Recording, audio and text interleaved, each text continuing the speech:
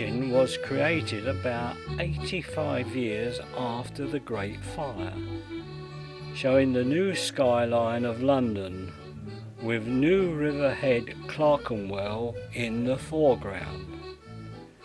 A real forest of towers, spires, domes and monuments, of which 52 are all due to that master architect, Sir Christopher Wren. The main purpose of this film is to convey to you about the 23 remaining Wren churches in the City of London today, plus 3 remaining towers and 2 gardens of remembrance, and also some of the traditions that take place at them. We start our tour of the Wren churches in the City of London today, starting off with Bow Bells, or to give it its correct name, St Mary le Bowes, which is in Cheapside. The bow comes from the original Norman church, founded in 1091, because of its arches, which you will see later on in the crypt. It was recorded in 1469 that the church should ring the curfew for London every night at 9 o'clock by order of the Common Council. So this is where being born within the sound of Bow Bells makes you a Cockney. The church was destroyed in 1666 by the Great Fire, Pudding Lane being only half a mile away from where the fire started. Wren started building this church in 1670 and took 13 years to complete it. But 258 years later, on May the 11th, 1941, a firebomb attack on the city by German bombers gutted the church, just leaving a burnt out shell to silhouette the bomb landscape of the city. It was rebuilt in 1956 by Lawrence King and took 6 years to complete. Although it has some Wren traditions, some modern touches have been added. Wren always preferred plain glass windows, and the hanging cross was not Wren's style.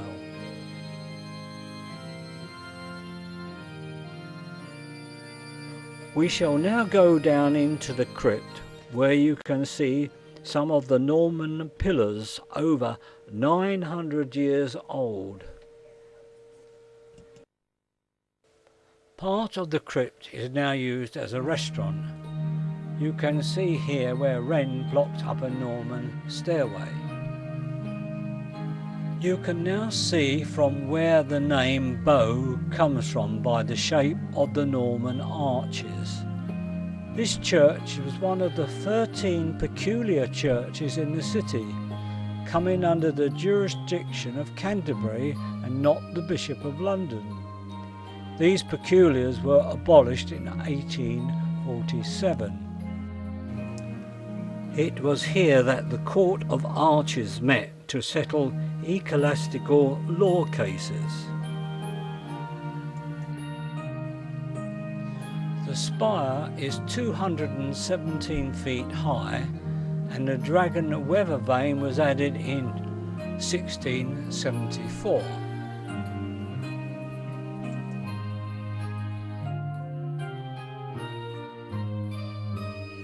Our next church is Christ Church, Friars, and is a ruin from the Blitz of 1941 and is opposite St Paul's tube station.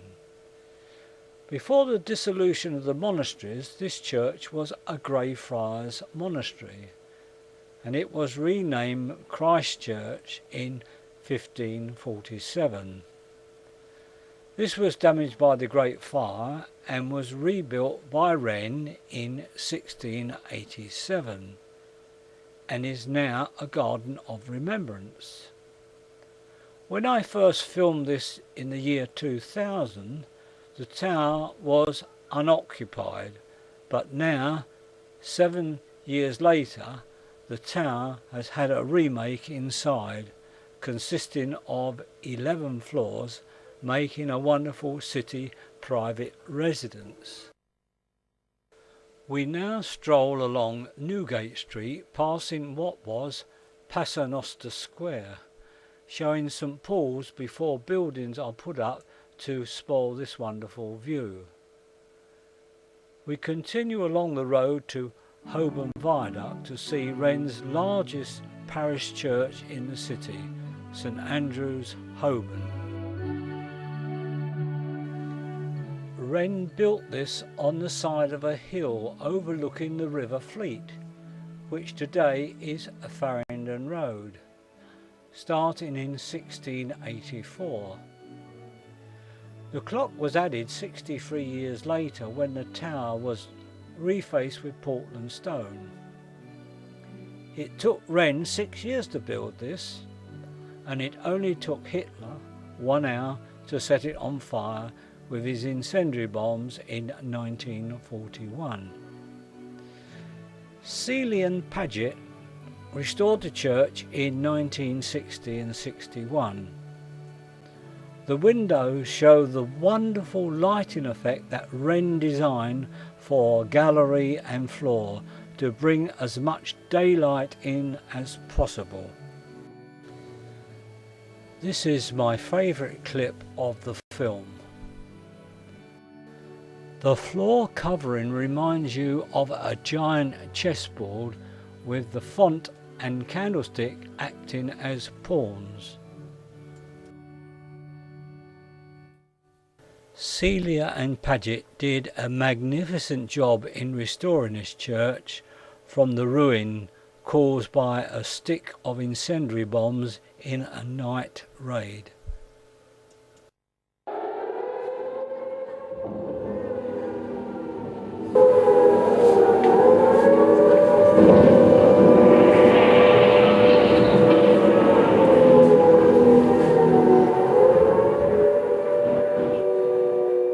This is what the city looked like for the next 20 years. Our next church is St Bride's, or the Wedding Cake Church. What came first, the cake or the church? The answer is the church. It was a Mr Rich, a baker in Fleet Street, who first made a wedding cake copying Wren's design of the steeple, and he became richer with every cake he baked. Wren started building this in 1670 and took 14 years to complete. The spire is the tallest of Wren's spires and is 230 feet high, but in 1764 it was struck by lightning and lost 8 feet. St Bride's was rededicated in the presence of Her Majesty Queen Elizabeth II 282 years to the day of the opening of Wren's church. Most of the cost of this was paid for by the newspaper industry. It was one of William Caxton's apprentices, Vinkum de Ward, who set up the first printing press in Fleet Street. The parish boundary of this church is always in dispute with our next church, St Andrew's by the Wardbrobe. This church with its strange name is in contrast with St Bride's being built of red brick. This view taken in the year 2000 is now hidden by a large block of new buildings. The corners of this brick church are faced with Portland stone. How did this church acquire its strange name? The royal wardrobe at the Tower of London was bursting at its seams, so a new site was chosen to build a new wardrobe behind St Andrew's Church. This church was badly damaged by the Blitz in World War II. The new interior of this church was created by Michael Sessons in 1961, using Wren's original plans but using light oak to brighten up things. The pulpit is from another Wren church long demolished, St Matthew's of Friday Street. The sword stand is an official piece of equipment for city churches. If the Lord Mayor was to visit the church, his sword bearer would place his sword there. We shall now go up into the gallery. St Andrew by the Wardrobe is a strange name for a church, and a lot of people think that this is the wardrobe, but in fact it's an organ, and a very important organ at that. And Lord Hatherton, who gave it to the church, told Mr. Mander, who was responsible for bringing it here, that it had been played by Handel. That's disputed by some people, but it is a very, very notable organ built by somebody called Schnetzler.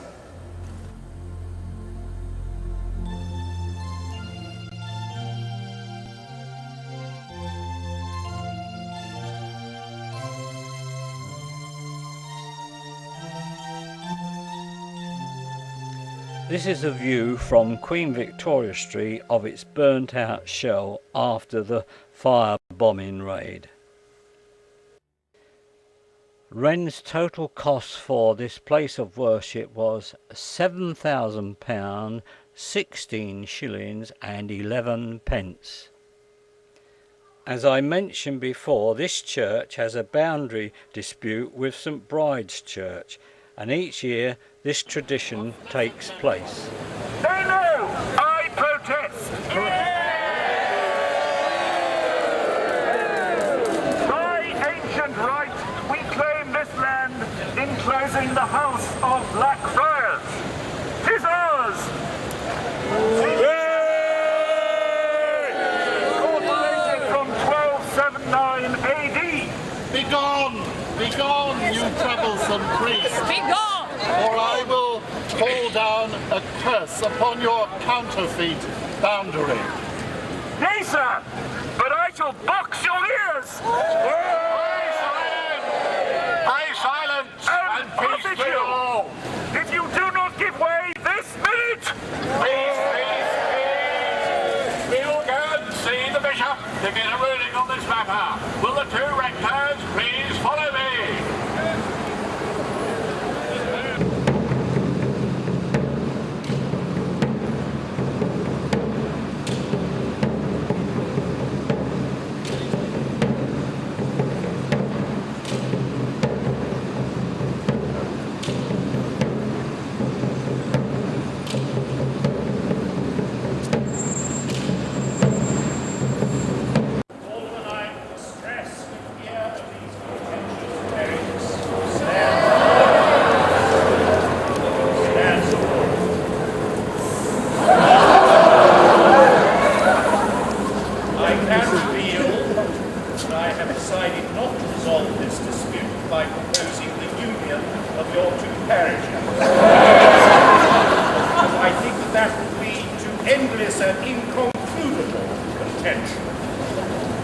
I have, however, decided to submit this matter to the most learned and most ancient antiquaries and to postpone the resolution of it until next year.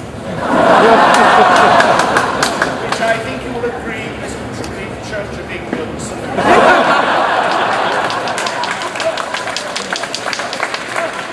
Now, because Tsar follows the Prince of Peace, I insist that as an example to these our good neighbours, that you exchange a kiss of peace.